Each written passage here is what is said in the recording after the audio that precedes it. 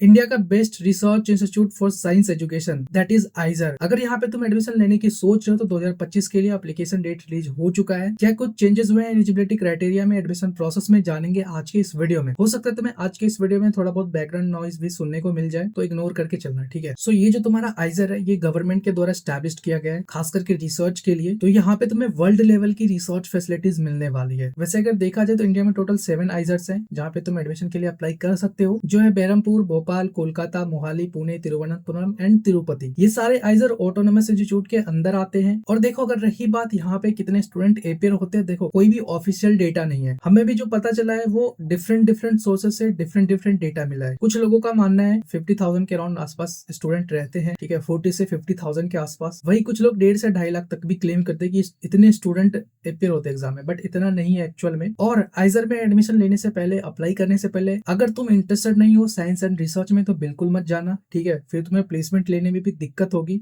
हालांकि यहाँ पे ज्यादातर स्टूडेंट प्लेसमेंट के लिए जाते नहीं है, वो आपको आगे दिखाऊंगा डेटा। सो सबसे पहले हम ये देख लेते हैं यहाँ पे कौन कौन से प्रोग्राम ऑफर किए जाते हैं आइजर में। तो पहला प्रोग्राम है 5 इयर्स BSMS प्रोग्राम, जो हर आइजर में देखने को मिल जाता है। देन आइजर भोपाल में सिर्फ 4 इयर्स का BS इन इकोनॉमिक साइंस देखने को मिल जाएगा। देन आइजर तिरुपति में इस साल से स्टार्ट हुआ है 2025 से 4 इयर्स का BS in economic and statistical science. इसके अलावा आइजर भोपाल में तो ये बीटेक प्रोग्राम ऑफर किया ही जाता था, chemical engineering, data science engineering, electrical engineering and computer science. साथ ही ISC बेंगलोर में भी इसके थ्रू एडमिशन मिलेगा, बैचलर ऑफ साइंस रिसर्च वाले फील्ड में। एंड IIT मद्रास भी BSMS इंजीनियरिंग एक्सेप्ट करता है आइजर रैंक के थ्रू, दैट मींस आइजर के स्कोर के थ्रू। इसके अलावा जो यहाँ पे परमानेंट प्रोग्राम है BSMS का 5 इयर्स का, तो उसमें ये सारे प्रोग्राम तुम्हें ऑफर किए जा रहे होंगे। अब देखो यहाँ पे तो थोड़ा डिटेल में लिखा हुआ है आइजर के बारे में कि क्या क्या चीजें फैसिलिटीज यहाँ पे रहती है। तो तुम PDF डाउनलोड कर लेना। PDF का एक्सेस का लिंक मैं डिस्क्रिप्शन में भी डाल दूंगा, टेलीग्राम ग्रुप में भी डाल दूंगा, तो टेलीग्राम ग्रुप में जाके तुम डाउनलोड भी कर सकते हो। बट तुम इतना जान लो शॉर्ट में कि यहाँ पे वर्ल्ड क्लास की फैसिलिटीज मिलने वाली है। तो अगर तुम हाईली इंटरेस्ट रखते हो रिसर्च फील्ड में, साइंस फील्ड में, तो डेफिनेटली तुम्हें यहाँ मिस नहीं करना चाहिए अगर तुम्हें अपॉर्चुनिटी मिल रही है एडमिशन की। अब आता है most important dates and deadline. देखो एप्लीकेशन स्टार्ट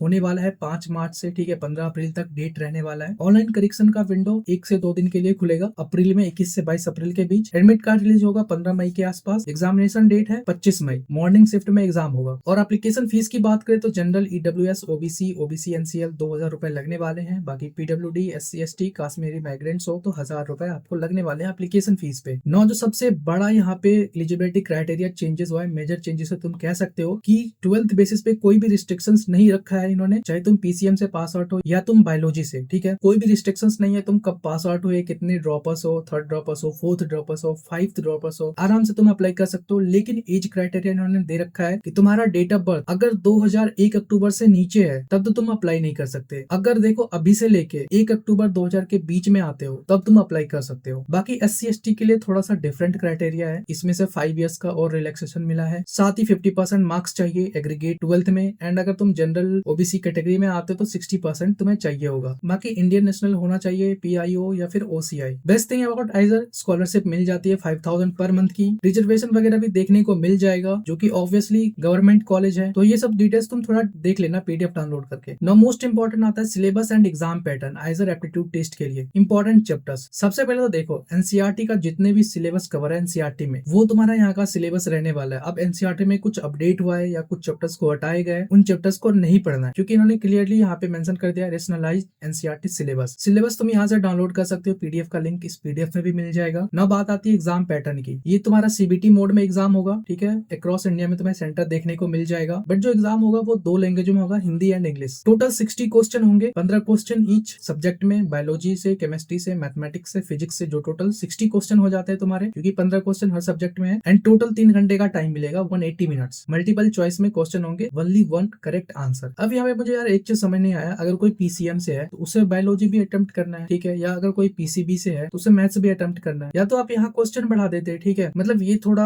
हो सकता है कंपटीशन एग्जाम का कम करने के लिए इस तरह से किया हो। सो इसलिए मैं इस पे ज्यादा टिप्पणी नहीं करूंगा फिलहाल के लिए। अब देखो ईच करेक्ट आंसर होगा तुम्हारा 4 मार्क्स का, जिसमें 1 मार्क्स का नेगेटिव मार्किंग होगा। सो टोटल तुम्हारा 60 क्वेश्चन हुआ तो 60 into 4 टोटल 240 मार्क्स का तुम्हारा एग्जाम हो जाता है, ठीक है। एंड -1 नेगेटिव मार्किंग है, इस बात का भी ध्यान रखना। लेकिन तुम्हें अटेम्प्ट करना है चारों section, biology, chemistry, mathematics, physics, चाहे तुम PCB से हो या PCM से। अब देखो इस एग्जाम की प्रिपरेशन कैसे करे, NCERT तुम्हें लेके चलना है, ठीक है, चाहे तुम डायरेक्टली या इनडायरेक्टली को, लगभग 80% क्वेश्चन यहीं से आते हैं। दूसरा, तुम numerical and diagram basis question पे आप प्रैक्टिस कर सकते हो। प्रीवियस ईयर क्वेश्चन तुम्हें ऑब्वियसली सॉल्व करना चाहिए, खास करके लेटेस्ट वाला, ठीक है। एटलीस्ट तुम 5 इयर्स का करो। अगर मॉक टेस्ट कहीं फ्री में मिल रहा है या फिर कहीं पैसे देके भी खरीदना पड़ रहा है तो तुम ले सकते हो, कोई दिक्कत नहीं है। हाँ, लेकिन उससे तुम्हें बेनिफिट होना चाहिए। अब ऐसा नहीं तुम इन्वेस्ट तो कर रहे हो बट उससे कोई फायदा नहीं मिल रहा है तो डेफिनेटली तुम मत लो। और रही बात अगर तुम्हारे पास टाइम है तो तुम ऐसे चैप्टर्स को भी इग्नोर मत करना जिससे कम क्वेश्चन आते हैं या फिर ईयर बाय ईयर गैप करके आते हैं क्वेश्चन, लाइक इस साल आ गए या अब 2 साल नहीं आएंगे, 3 साल बाद आएंगे, ठीक है। तो इस तरह के अगर कुछ चैप्टर्स है तो डेफिनेटली उसको भी पढ़ना है अगर तुम्हारे पास टाइम है। एटलीस्ट एनसीईआरटी में जितने भी सिलेबस या टॉपिक्स चैप्टर्स कवर्ड है उनको अच्छे से पढ़ना है। बाकी पीवाईक्यूज कैसे डाउनलोड करना है उसका लिंक इस पीडीएफ में मिल जाएगा, डाउनलोड कर सकते हो या फिर तुम आइजर के वेबसाइट पे जाके भी डाउनलोड कर सकते हो। देखो ओवरऑल क्वेश्चन का लेवल मॉडरेट रहता है बट मैथमेटिक्स साइड थोड़ा हार्ड रहता है, टफ रहता है। बाकी ये कुछ हाई वेटेज टॉपिक है, इसको थोड़े अच्छे से पढ़ना है। मॉक टेस्ट का लिंक भी यहाँ पे एक मॉक टेस्ट वगैरह है, ये ऑफिशियल मॉक टेस्ट है या तो तुम इसके वेबसाइट पे जाके वहां से भी एक्सेस कर सकते हो। अब आता है रैंक वर्सेस मार्क्स का। देखो कोई भी स्पेसिफिक कट ऑफ नहीं है, वो मैं तुम्हें क्लियरली बता दे रहा हूँ कि इतना मार्क्स लाओ तुम्हारा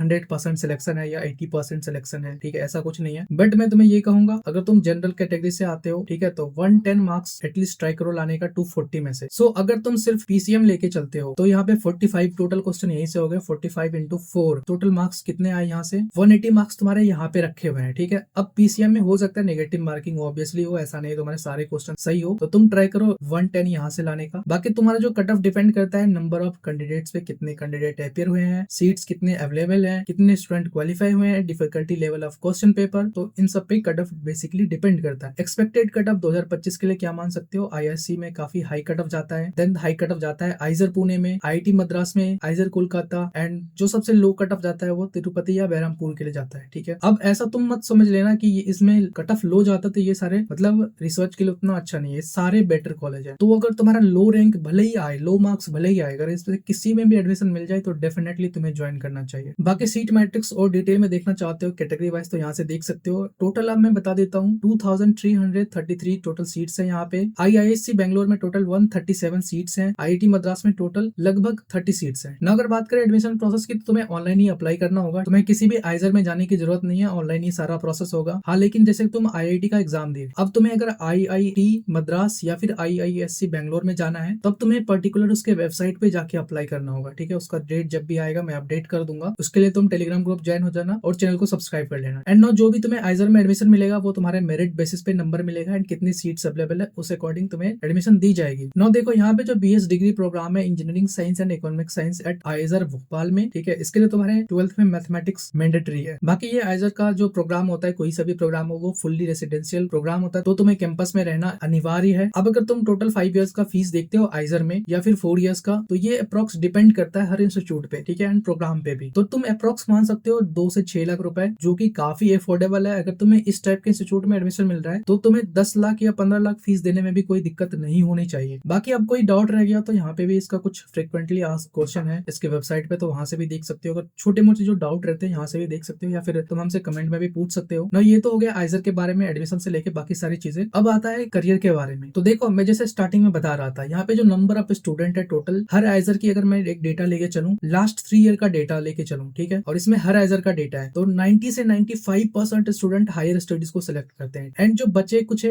5 से 10% स्टूडेंट रह जाते हैं वो प्लेसमेंट के लिए जाते हैं। अब कितना प्लेसमेंट मिलता है देखो, मीडियम सैलरी ऑफर है तिरुवनंतपुरम का 8 LPA, आइजर पुणे का 8.3 LPA, ठीक है, ये रिसेंट ईयर का डेटा है, लेटेस्ट डेटा है। आइजर कोलकाता का 7 LPA, आइजर मोहाली का 8.67 LPA, आइजर भोपाल का 9 LPA 4 इयर्स वाले प्रोग्राम में एंड 5 इयर्स में 19 LPA का है। तो सबसे अच्छा प्लेसमेंट आइजर भोपाल में है, आइजर बहरमपुर में 6.27 LPA। तो ये कुछ प्लेसमेंट स्टैट्स हैं। अब इस प्लेसमेंट को देख के तुम डेफिनेटली आइजर को सिलेक्ट मत करना, क्योंकि इस प्लेसमेंट के लिए भी काफी ज्यादा मेहनत चाहिए होता है। तो अगर तुम हाईली इंटरेस्टेड हो साइंस एजुकेशन या फिर रिसर्च फील्ड में, तब तुम आइजर को सिलेक्ट करना, ठीक है। नहीं तो अगर तुम ऐसा ही बीटेक की तरह यहाँ भी जाओगे तब तुम्हें काफी दिक्कत आने वाली है। अगर आप कोई डाउट रह गया हो तो कमेंट में पूछ सकते हो। बाकी तुम्हारा क्या ओपिनियन है आइजर एडमिशन को लेके, एलिजिबिलिटी क्राइटेरिया को लेके, कमेंट में हमारे साथ जरूर से शेयर करना। और तुम कौन सा आइजर को टारगेट कर रहे हो वो भी हमें कमेंट में बता सकते हो। बाकी किसी टॉपिक पे वीडियो चाहिए तो भी हमें कमेंट में सजेस्ट कर सकते हो। मिलते हैं नेक्स्ट वीडियो में।